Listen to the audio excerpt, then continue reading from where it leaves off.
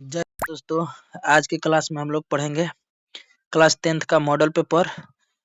इसके पहले वाले वीडियो में हम लोग पढ़े थे 1 से लेकर 50 तक और आज की क्लास में हम लोग पढ़ेंगे 51 से लेकर 100 तक। तो चलिए वीडियो को शुरू करते हैं। देखिए 51 नंबर क्वेश्चन क्या कर रहा है। 51 नंबर क्वेश्चन कह रहा है 51 नंबर क्वेश्चन क्या कर रहा है कि झरा पालक साहित्य कौन सी विधा है। झरा पालक साहित्य कौन सी विधा है। ऑप्शन ए में है कहानी, बी में है निबंध, सी में है उपन्यास और डी में है काव्य। तो देखिए झरा पालक साहित्य कौन सी विधा है तो कहानी। ऑप्शन नंबर ए हम लोग का सही हो जाएगा। चलिए 52 नंबर क्वेश्चन देखिए। 52 नंबर क्वेश्चन क्या कर रहा है कि मेरे बिना तुम प्रभु शीर्षक कविता किस कविता संकलन से ली गई है। देखिए मेरे बिना तुम प्रभु शीर्षक कविता किस कविता संकलन से ली गई है। ऑप्शन ए में है देशांतर, बी में है life and songs, option C में है एंडवेंट और डी में है इनमें से कोई नहीं। तो मेरे बिना तुम प्रभु शीर्षक कविता किस कविता से ली गई है तो life and song. Option number B हम लोग का सही हो जाएगा। चलिए 53 नंबर क्वेश्चन देखिए। 53 नंबर क्वेश्चन क्या कर रहा है कि जब मेरा अस्तित्व न रहेगा प्रभु तुम क्या करोगे। जब मेरा अस्तित्व न रहेगा प्रभु तुम क्या करोगे, प्रभु तब तुम क्या करोगे। यह पंक्ति किस शीर्षक कविता से ली गई है। ऑप्शन ए में है एक वृक्ष की हत्या, बी में है लौट कर आऊंगा फिर, सी में है मेरे बिना तुम प्रभु और डी में है हमारी नींद। तो देखिए जब मेरा अस्तित्व न रहेगा प्रभु तब तुम क्या करोगे, यह पंक्ति किस कविता से ली गई है तो मेरे बिना तुम प्रभु। ऑप्शन नंबर सी हम लोग का सही हो जाएगा। 54 नंबर क्वेश्चन देखिए। 54 नंबर क्वेश्चन क्या कर रहा है कि रेनर मारिया रिल्के का जन्म कब हुआ था।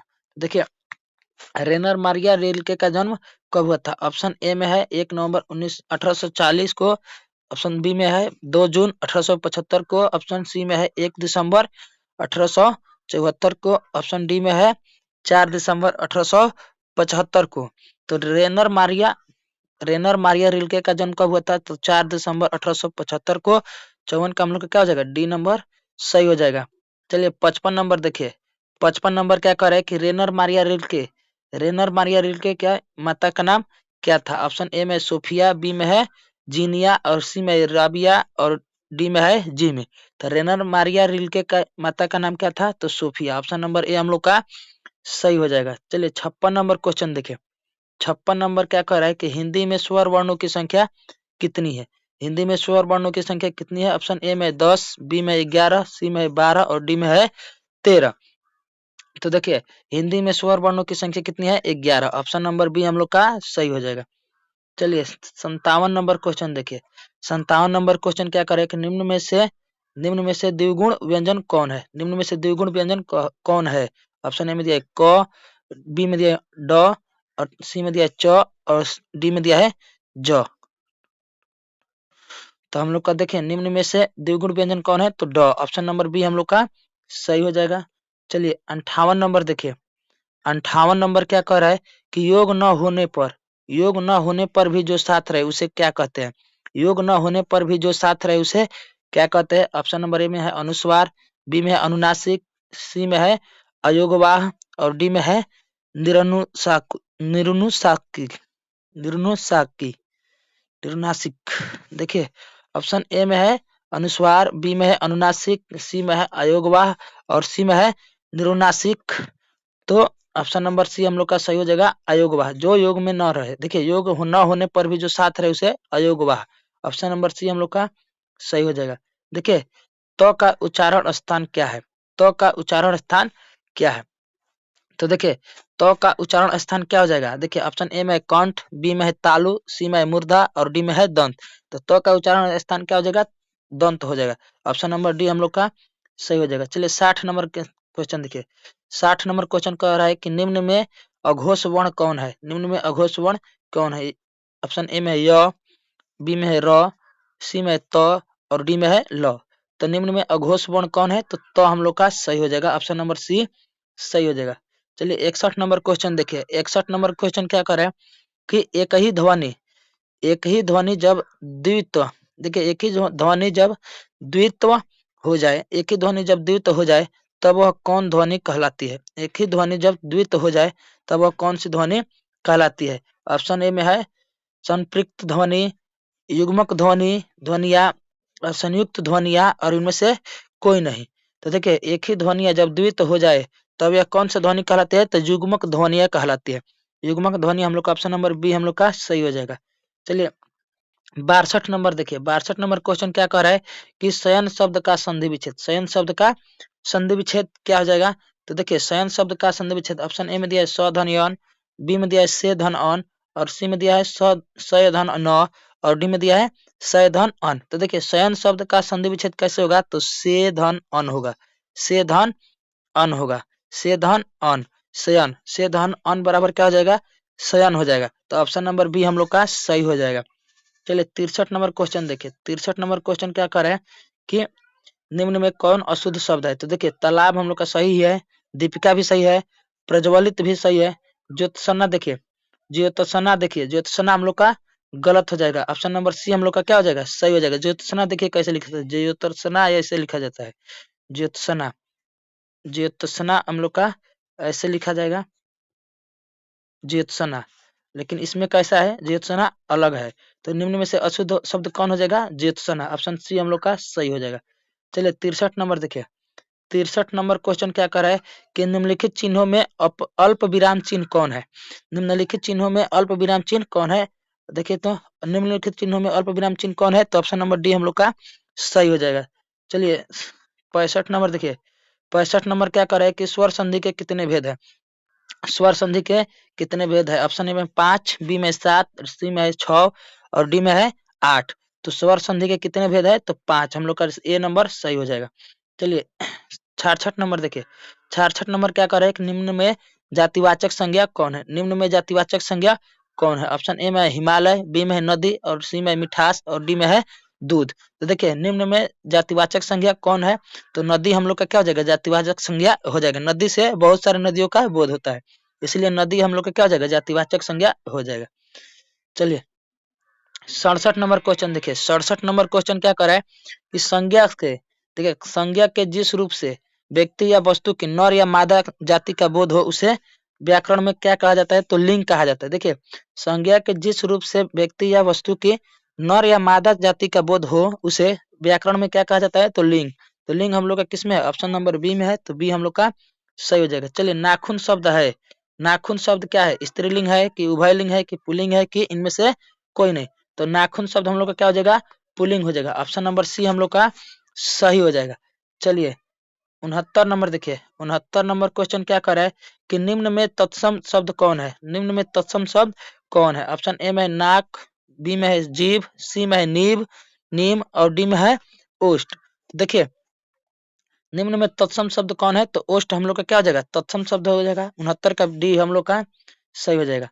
चलिए 70 नंबर देखिए, 70 नंबर क्या कह रहा है कि प्रियतम, प्रियतम शब्द का स्त्रीलिंग क्या होगा? प्रियतम शब्द का स्त्रीलिंग क्या होगा? तो ऑप्शन देखिए प्रियतम शब्द का स्त्रीलिंग क्या हो जाएगा? ऑप्शन ए में है, ऑप्शन ए में क्या है? प्रियतमा, बी में है प्रियतमी, सी में है प्रियतमानी और डी में इनमें से कोई नहीं। तो देखिए प्रीतम शब्द का स्त्रीलिंग क्या हो जाएगा? प्रियतमा। प्रियतमा हम लोग का क्या हो जाएगा? सही हो जाएगा। प्रियतम शब्द का स्त्रीलिंग क्या हो जाएगा? प्रियतमा। हम लोग का ए नंबर सही हो जाएगा। चलिए 71 नंबर देखिए, 71 नंबर क्या कह रहा है कि साधुओं की संगति, साधुओं की संगति में, संगति से बुद्धि सुधरती है, साधुओं की संगति से बुद्धि सुधरती है, यहाँ से किस कारक का उदाहरण है? यहाँ से, यहाँ से देखिए, यहाँ से पूछ रहा है ना, से किस कारण का उदाहरण है? तो देखिए यहाँ से किस कारण का उदाहरण है? तो ऑप्शन ए में है संप्रदान का कारक का, बी में है कारक कारक कारक का और सी में है आपादान कारक का और डी में है संबंध कारक का। तो देखिए आप लोग पढ़ लीजिएगा, लोग कारक की कर्ता ने कर्म को करण से, आ रहा है ना करण से आ रहा है ना करण, तो करण कारक हो जाएगा। ऑप्शन नंबर बी हम लोग का सही हो जाएगा। चलिए 72 नंबर देखिए, हिंदी में कुल कितने सर्वनाम है? हिंदी में कुल कितने सर्वनाम है? ऑप्शन ए में है 10, बी में है 9, सी में 11 और डी में है 8। तो देखिए हिंदी में कुल कितने सर्वनाम है? तो 11 है। तो ऑप्शन नंबर सी हम लोग का सही हो जाएगा। चलिए 73 नंबर देखिए, 73 नंबर क्या कर रहा है कि जिन क्रियाओं का व्यापार और फल कर्ता पर हो, जिन क्रियाओं का व्यापार और फल कर्ता पर हो वे कहलाती है। तो वे क्या कहलाती है? जिन क्रियाओं पर जिन क्रियाओं का व्यापार और फल कर्ता का हो वे क्या कहलाती है? तो ऑप्शन ए में सकर्मक क्रिया, बी में संयुक्त क्रिया, सी में द्विकर्मक क्रिया और डी में है अकर्मक क्रिया। तो देखिए, जिन क्रियाओं का व्यापार और फल कर्ता पर हो वे क्या कहलाते हैं? अकर्मक क्रिया। तो ऑप्शन नंबर डी हम लोग का सही हो जाएगा। चलिए 74 नंबर देखिए।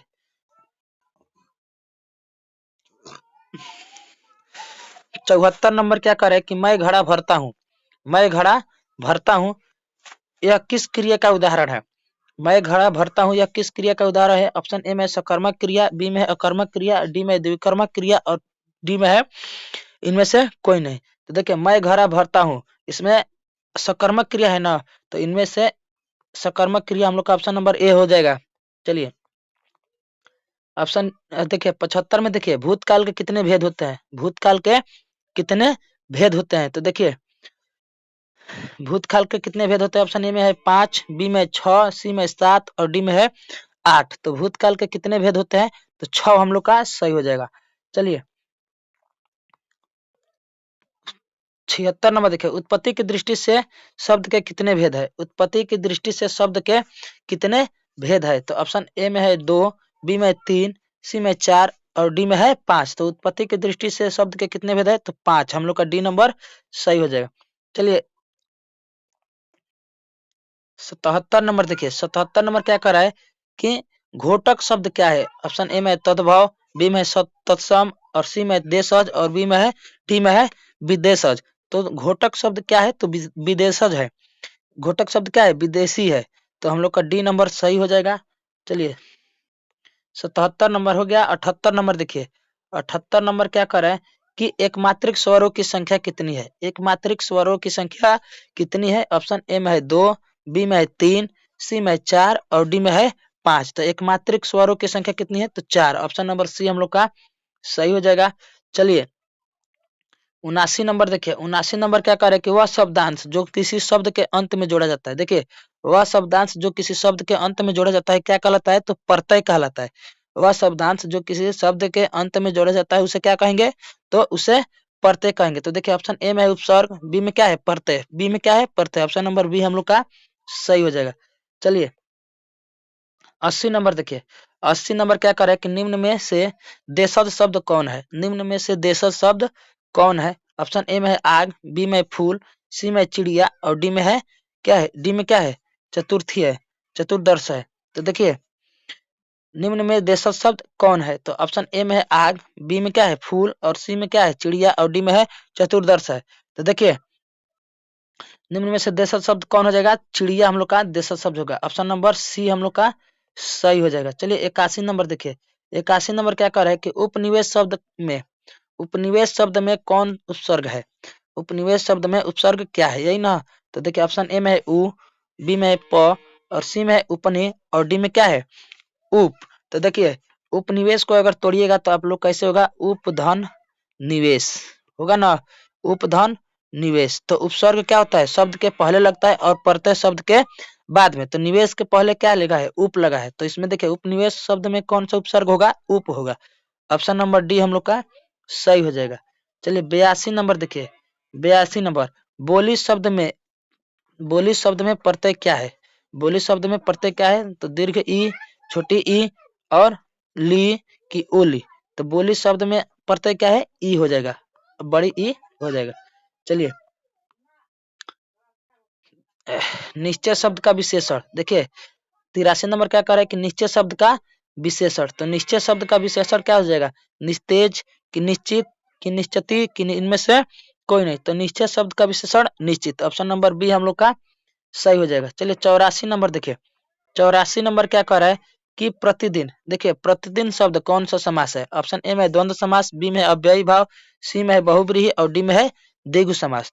तो प्रतिदिन शब्द कौन सा समास है? तो अव्ययी भाव। तो ऑप्शन नंबर बी हम लोग का सही हो जाएगा। चलिए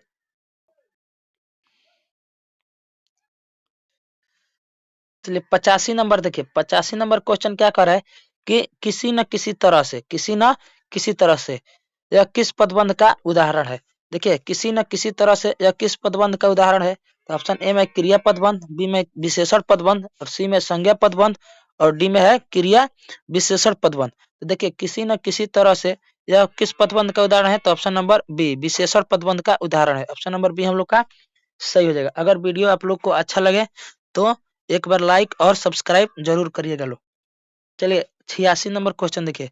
86 नंबर क्वेश्चन क्या कर रहा है कि मैंने भोजन नहीं किया, मैंने भोजन नहीं किया इसलिए मेरी भूख नहीं मिटी। देखिए मैंने भोजन नहीं किया इसलिए मेरी भूख नहीं मिटी, यह किस वाक्य का उदाहरण है? यह किस वाक्य का उदाहरण है? ऑप्शन ए में संयुक्त वाक्य, बी में सरल वाक्य, सी में मिश्र वाक्य और डी में इनमें से कोई नहीं। तो देखिए मैंने भोजन नहीं किया इसलिए मेरी भूख नहीं मिटी, यह किस वाक्य का उदाहरण है? संयुक्त वाक्य का। ऑप्शन नंबर ए हम लोग का क्या हो जाएगा? सही हो जाएगा। चलिए 87 नंबर देखिए। 87 नंबर क्या कह रहा है कि चांद पर थूकना मुहावरे का अर्थ क्या है? चांद पर थूकना मुहावरे का अर्थ क्या है? ऑप्शन ए में सह जाना, बी में खूब याद करना, सी में व्यर्थ की निंदा करना और डी में है भटकना। तो चांद पर थूकना मुहावरे का अर्थ क्या हो जाएगा? व्यर्थ निंदा करना। तो व्यर्थ में निंदा करना ऑप्शन नंबर सी हम लोग का सही हो जाएगा। चलिए 88 नंबर क्वेश्चन देखिए। 88 नंबर क्वेश्चन क्या कर रहा है कि सुलभ शब्द का विलोम क्या होगा? सुलभ शब्द का विलोम क्या होगा? ऑप्शन ए में संयोग, बी में है सरल और सी में है सम्मान और डी में है दुर्लभ। तो सुलभ शब्द का विलोम क्या हो जाएगा? तो सुलभ शब्द का विलोम क्या हो जाएगा? दुर्लभ। ऑप्शन नंबर डी हम लोग का सही हो जाएगा। चलिए 89 नंबर देखिए। 89 नंबर क्या करे कि तालाब शब्द का पर्यायवाची शब्द, तालाब शब्द का पर्यायवाची शब्द क्या होगा? ऑप्शन ए में है विभूति, बी में है नीर, सी में है समीरण और डी में है तगाड़, तड़ाग। तो देखिए तालाब शब्द का पर्यायवाची शब्द क्या हो गया? तड़ाग। ऑप्शन नंबर डी हम लोग का सही हो जाएगा। चलिए 90 नंबर देखिए। 90 नंबर क्या कह रहा है कि निम्नलिखित शब्दों में अशुद्ध शब्द कौन है? निम्नलिखित शब्दों में अशुद्ध शब्द क्या है? ऑप्शन ए में उज्जवल, बी में साप्ताहिक, सी में है प्रेयसी और डी में है संन्यास। तो देखिए निम्नलिखित शब्दों में अशुद्ध वाक्य शब्द कौन है? तो उज्जवल हो जाएगा। देखिए उज्जवल कैसे लिखा जाता है? तो ऐसे लिखा जाता है उज्जवल, उज्जवल ऐसे लिखा जाता है उज्जवल। उ में देखिए उ और दो आधा आधा ज रहेगा और फिर वह रहेगा, उसके बाद से ल रहेगा। तो उज्जवल ऐसे लिखा जाता है। तो उज्जवल हम लोग का क्या हो जाएगा? गलत है। तो ऑप्शन नंबर ए हम लोग का सही हो जाएगा। अशुद्ध वाक्य अशुद्ध शब्द कौन है? तो उज्जवल। चलिए 91 नंबर देखिए। 91 नंबर क्या कर रहा है कि निम्नलिखित वाक्यों में से अशुद्ध वाक्य कौन है? निम्नलिखित वाक्यों में से अशुद्ध वाक्य कौन है? तो देखिए ऑप्शन ए में क्या है कि उसने जल्दी घर जाना था, आपके रहन सहन का स्तर ऊंचा है, सड़कों को चौड़ा करना जरूरी है, वह उत्तीर्ण हो गया। तो देखिए ऑप्शन नंबर ए हम लोग का गलती है। उसने जल्दी घर जाना था, यहाँ पे उसने के जगह पे क्या रहेगा? उससे रहेगा। उससे रहेगा तब जाके सही होगा कि उससे जल्दी घर जाना था। तो अशुद्ध वाक्य कौन हो जाएगा? उसने जल्दी घर जाना था। यही हम लोग का गलत है। ऑप्शन नंबर ए सही हो जाएगा। चलिए 92 नंबर देखिए। 92 नंबर क्या कह रहा है कि उद्योग शब्द का संधि विच्छेद कौन है? उद्योग शब्द का संधि विच्छेद। तो देखिए उद्योग शब्द का संधि विच्छेद करेगा तो कैसे होगा? उत्धन योग, उत्धन योग। तो उद्योग शब्द का संधि विच्छेद कैसे होगा? तो उत्धन योग, उत्धन योग करेगा तो बराबर क्या हो जाएगा? उद्योग हो जाएगा। तो उत्धन योग किस में है? ऑप्शन नंबर बी में है। तो बी हम लोग का सही हो जाएगा। चलिए 93 नंबर देखिए। 93 नंबर क्या करे कि स्व के उच्चारण में जीवा किसे स्पर्श करती है? देखिए स्व के उच्चारण में जीवा किसे स्पर्श करती है? तो ऑप्शन ए में मुर्दा, बी में ओष्ठ, सी में तालु और डी में है दंत। तो स्व के उच्चारण में जीवा किसे स्पर्श करती है? तो दंत को। तो ऑप्शन नंबर डी हम लोग का सही हो जाएगा। चलिए 94 नंबर देखिए। 94 नंबर क्या कर रहा है कि मेहतर शब्द का स्त्रीलिंग रूप क्या है? मेहतर शब्द का देखिए मेहतर शब्द का स्त्रीलिंग क्या होगा? तो देखिए ऑप्शन ए में है मेहतराइन, बी में है मेहतरानीन और सी में है मेहतरीन और डी में है मेहतरानी। तो देखिए मेहतर शब्द का स्त्रीलिंग क्या हो जाएगा? मेहतरानी। तो मेहतरानी किसमें है? ऑप्शन नंबर डी में है। तो ऑप्शन नंबर डी हम लोग का सही हो जाएगा। चलिए 95 नंबर देखिए। 95 नंबर क्या कह रहा है? 95 नंबर क्या कह रहा है? देखिए 95 कह रहा है कि अंधी पीसे कुत्ता खाए, अंधी पीसे कुत्ता खाए। लोकोक्तिया का अर्थ क्या है? देखिए 95 नंबर क्या करे कि अंधी पीसे कुत्ता खाए, लोकोक्तियों का अर्थ क्या है? तो देखिए ऑप्शन ए में है महामूर्ख होना, बी में है कि दोनों ओर संकट और सी में है मूर्ख की कमाई दूसरे ही खाते हैं। सी में क्या है कि मूर्ख की कमाई दूसरे ही खाते हैं, और डी में है दोहरा फायदा। तो देखिए अंधी पीसे कुत्ता खाए, इसका अर्थ क्या है कि मूर्ख की कमाई दूसरे ही खाते हैं। तो ऑप्शन नंबर सी में देखिए क्या दिया है कि ऑप्शन नंबर सी में दिया है कि मूर्ख की कमाई दूसरे ही खाते हैं, तो सी हम लोग का क्या हो जाएगा, सही हो जाएगा। चलिए 96 हो गया। 96 नंबर देखिए, यह कोई नया काम नहीं है, यह कोई नया काम नहीं है, यह किस सर्वनाम का उदाहरण है। यह कोई नया काम नहीं है, यह किस सर्वनाम का उदाहरण नहीं है।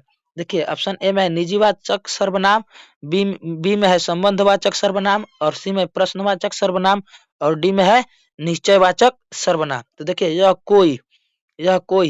कोई आ गया ना, तो देखिए यह कोई आ गया तो निश्चय है, तो यह कोई नया काम नहीं है, और तो कौन सा सर्वनाम हो जाएगा, निश्चयवाचक। तो ऑप्शन नंबर डी हम लोग का सही हो जाएगा। चलिए 97 नंबर देखिए, 97 नंबर क्या कर रहा है, 97 नंबर कह रहा है कि मोहन खाता है, यह किस कारक का उदाहरण है। मोहन खाता है, यह किस कारक का उदाहरण है। ऑप्शन ए में है कर्ता कारक, बी में है कर्म कारक, सी में है संप्रदान कारक, और डी में है संबोधन कारक। देखिए मोहन खाता है, यह किस कारक का उदाहरण है, तो कर्ता कारक का। तो कर्ता कारक ऑप्शन नंबर ए में है, तो ऑप्शन नंबर ए हम लोग का सही हो जाएगा। चलिए 98 नंबर देखिए, तो 98 नंबर क्या करे कि चादर शब्द कौन सा लिंग है। चादर शब्द कौन लिंग है। ऑप्शन ए में है पुल्लिंग, बी में है स्त्रीलिंग, सी में है उभयलिंग, और डी में है इनमें से कोई नहीं। तो देखिए चादर शब्द कौन सा लिंग है, तो चादर ओढ़ाई जाती है, चादर ओढ़ाई जाती है, तो स्त्रीलिंग हो रहा है ना, तो चादर क्या हो जाएगा, स्त्रीलिंग होगा। ऑप्शन नंबर बी हम लोग का सही हो जाएगा। चलिए च का उच्चारण स्थान, देखिए च का उच्चारण स्थान क्या है। ऑप्शन ए में कंठ, बी में दंत, सी में तालु, और डी में है मूर्धा। तो देखिए च का उच्चारण स्थान क्या हो जाएगा, तालु होगा। ऑप्शन नंबर सी हम लोग का सही हो जाएगा। चलिए 100 नंबर देखिए, 100 नंबर क्वेश्चन क्या कर रहा है, 100 नंबर क्वेश्चन क्या करे कि अ ई उ और री, अ ई उ और री ये कौन स्वर है, हर्ष स्वर, दीर्घ स्वर की प्लूटू स्वर कि इनमें से कोई नहीं। तो देखिए अ ई उ री ये कौन स्वर है, तो हर्ष स्वर है, हर्ष स्वर है, तो ऑप्शन नंबर ए हम लोग का सही हो जाएगा। चलिए आज के क्लास में बस इतना ही पढ़ेंगे। अगर वीडियो आप लोग को अच्छा लगे तो एक सब्सक्राइब जरूर करिएगा लो, और एक लाइक भी जरूर करिएगा लो। मिलते हैं अगले वीडियो में, तब तक के लिए जय हिंद।